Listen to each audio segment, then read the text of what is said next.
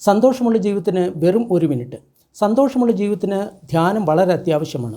അതിൽ 4-മത്തെ നിങ്ങളുടെ മിത്രം, ധ്യാനിക്കുന്ന സമയത്ത് നിങ്ങളുടെ 4-മത്തെ മിത്രം എന്ന് പറയുന്നത് സമാധി എന്നുള്ള കാര്യമാണ്. സമാധി എന്ന വാക്കിൻ്റെ അർത്ഥം ഈക്വൽ വിസ്ഡം എന്നാണ്. അതായത് സമമായിട്ടുള്ള ബുദ്ധി, അതിനെയാണ് നമ്മൾ സമാധി എന്ന് പറയുന്നത്. അപ്പോൾ ഈ സമാധി നമ്മൾ എങ്ങനെ അഭ്യസിക്കണം? അതായത് നമ്മുടെ മനസ്സിൽ വരുന്ന അകുശലങ്ങളായിട്ടുള്ള എല്ലാ ചിന്തകളെയും നമ്മൾ നീക്കുന്ന സമയത്ത്, അതായത് അതിൽ കാമചന്തം, വ്യാപാദം തുടങ്ങിയ നേരത്തെ പറഞ്ഞ 5 ശത്രുക്കളും വരാതിരിക്കുന്ന സമയത്ത് നിങ്ങളുടെ മനസ്സിൽ ഒരു സന്തോഷം, സമാധാനം ഇവ ഉയരുന്നതാണ്. ഇതിനെ നിങ്ങൾ കൂടുതൽ ഇതിൽ നിങ്ങൾ ഈ സമാധിയിൽ മുഴുകണം. അതായത് ആ നിശ്ചലമായിട്ടുള്ള അവസ്ഥയിൽ നിങ്ങൾ കൂടുതൽ മുഴുകണം.